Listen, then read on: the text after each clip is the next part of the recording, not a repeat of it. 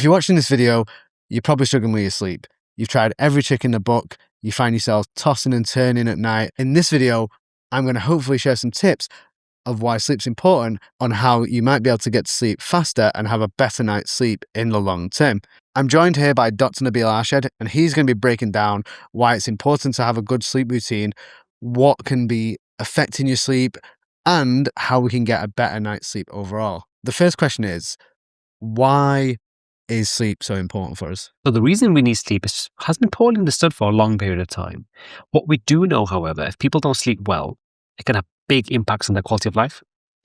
Studies were done for people who work shift works, working nights and days, and alternating in between. And we've shown that people who have a poor sleep cycle because of their shift work have a higher rate of cancer, cardiovascular disease such as heart attacks, strokes, obesity, and low mood. So we know that we need to sort the sleep to make you feel better. Would you say it's important to have a good sleep routine? I think that's a very important question, mostly because to get good sleep, you have to have a good sleep routine. Those two can't exist without each other. So if you're finding yourself sleeping at different times and trying different things, it may lead to a poor sleep. So having a sleep routine is absolutely essential, yes. So what I wanted to ask about is a few things that I've got here. I've got a few different items that are marketed maybe at sleep or helping you relax a little bit. So the first one I wanted to talk about is I've got some turmeric here. Got some turmeric. I've heard so many benefits of turmeric, but what is turmeric a good sleep aid, or what does turmeric help with? Is it something that you should take before bed? I can see why you've asked that question. I've seen it myself on wellness pages, fitness pages. There are lots of people and influencers, for instance, that are using turmeric more often, aren't they? And they use it for a variety of reasons. They want it for better skin, better bone health. Some said it helps them relax. There's talks about turmeric having anti-inflammatory properties. And if you ask me, is turmeric going to help you for your sleep? For some patients, they will say yes, it helps them. So therefore, if you feel like it helps you, go ahead and use that. But is it a proven thing that can guarantee you a good night's sleep? Probably not. So I've got a packet of chamomile tea. Now, I know this is for starters, it is decaffeinated, so there's no caffeine, so that's probably a good thing. But this is chamomile tea. They say it's calming, it's relaxing. Does that help with sleep at all? Like, should you try chamomile tea if you're struggling with your sleep? You made a point there. You said decaf. Something that's worth mentioning actually is that having decaf tea and decaf coffee actually still has some caffeine in.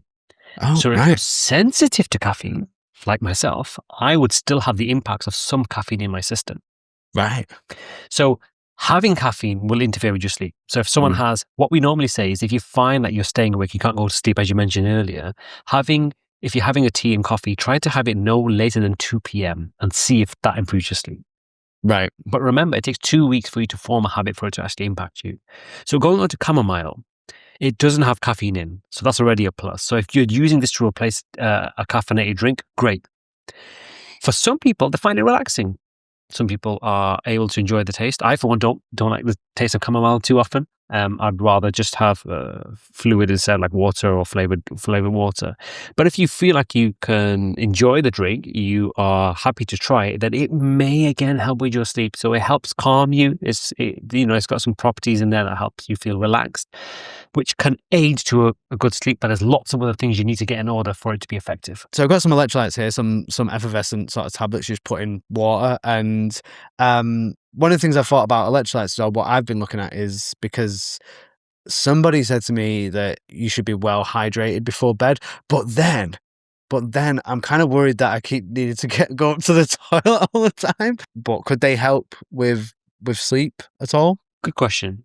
Electrolytes don't directly help with your sleep, but they might solve a problem that's stopping you sleeping. I, for one, I know when I'm fasting, I drink a lot of water before I go to sleep.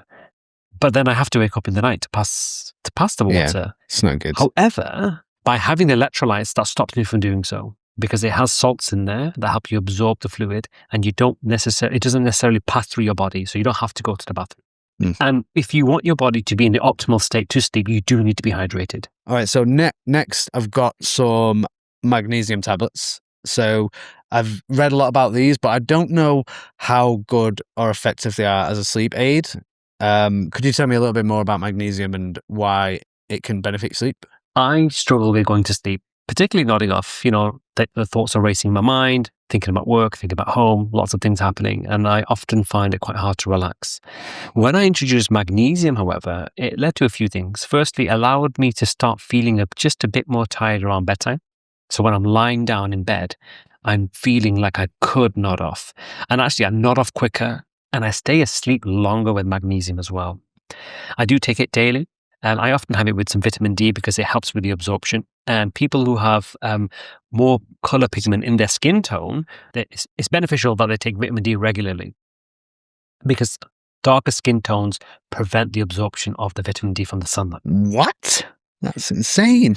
Yeah. I didn't even know that. That's mental. Especially in a country like UK where we don't get much sun, you're not going to get as much vitamin D from the sun. And often people's diets aren't very great regarding vitamin D, and you can only absorb so much from your diet anyway.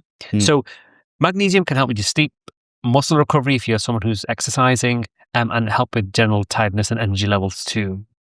Be mindful though, if you have any heart problems or kidney problems, it may not be suitable for you. So we see a lot of sleeping tablets which are marketed as sleeping tablets, sleep aids, help you go to sleep. I've pointed out a few natural things we can take to maybe, they might not be like sleep aids, but they can kind of help relax and maybe give some benefit to drifting off to sleep. But as we've seen in the supermarkets, the shelves, and what most people might peddle is sleeping tablets. So this is quite a touchy topic. So if we look at sleeping tablets as a whole, things that you can buy over the counter, so from a chemist without any prescription, and you've got a combination of things like antihistamines that make you drowsy, you've got anxiolytics that relax you, and things in between those two options. And then you've got prescribed medication, which are specifically for sleep. So you might have heard of things like zolpidem, zopiclone, and people use this as a sleep aid. Yeah. There is a case for them sometimes, however. Yeah. So let's say you've had a very particular traumatic event, you've been very ill, you've been particularly jet lagged and you're struggling to get your sleep cycle in order. Sometimes there's a case for having some sort of sleep aid. And in those cases, we say try a sedative antihistamine if it's okay for you to do so. Again, people with heart problems typically don't tolerate them very well.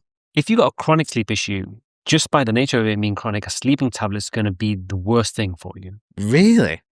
You wouldn't have thought that at all, like, the sleeping tablet, but you've got chronic sleep. And having a tablet doesn't solve the problem. There's a problem that's stopping you sleeping, and all it does is mask it. Like I said, you build your tolerance, and now you can't sleep longer term, and you can't sleep without those tablets. So you go into a catch-22. However, if you're in a crisis, you're really struggling to sleep, there may be a case to have it for 1 or 2 nights, just to give you that respite, because we know, and I don't know if you've been through this yourself, but I know if I don't sleep well for a few nights, I really struggle. Big time. Have a look at something called sleep hygiene. You can write NHS sleep hygiene on Google or your search engine, and you'll find an NHS sheet of what you can do to make your sleep better. And remember, it takes about 2 weeks for it to truly set in place, because that's how long it takes your body to adjust. Someone who's struggling to sleep right now, have you got any top tips that somebody right now could try and implement if A, they're struggling to go to sleep, B, they're struggling to stay asleep, but also maybe something that can help them like get into a good sleep routine? So my 3 top tips would be create a sleep environment. What I mean by that is have a set time that you go to bed every night and try to stick with that. Same with waking up. And the environment needs to be in your room. So you're having your bedroom, make sure you've got the same kind of setting. Number 2 is what you do before bed. Make sure you're not consuming anything sugary or stimulant like a caffeine, and also not using too much screen time. So watching a movie or scrolling on your phone before you're going to bed is going to stimulate you. So reduce any electronic screen interactions before bedtime. And number 3, think of some things that might help you sleep. We talked about a few things today. Magnesium helps me. It's not for all patients, particularly if you have heart or kidney problems, but it's worth considering if you're really struggling. If you enjoyed this video, don't forget to consider liking and subscribing, and stay tuned to our channel for our next videos.